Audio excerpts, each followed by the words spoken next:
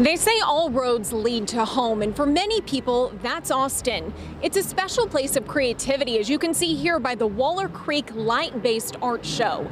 And as we look into the future, it seems the possibilities are endless. The class of 2030, also known as today's kindergartners. What do you see on the title page? Tried to help me figure out what the future of Austin will look like. That is a hard question. There might be some more houses because in downtown they keep building more and more buildings.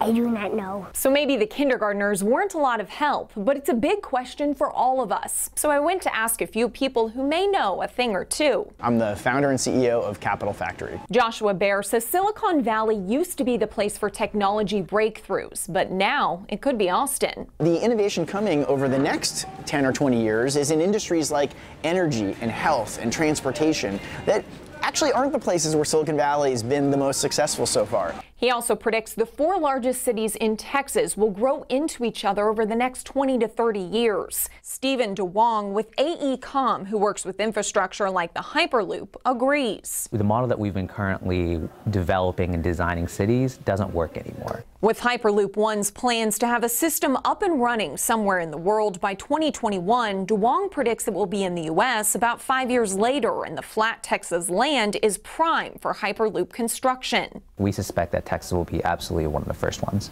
And that means city boundaries aren't limited to a car drive. So when these kindergartners are graduating from high school in 2030, they could be treating Dallas and Houston like somewhere they go for lunch. But that's not quite appealing to everyone.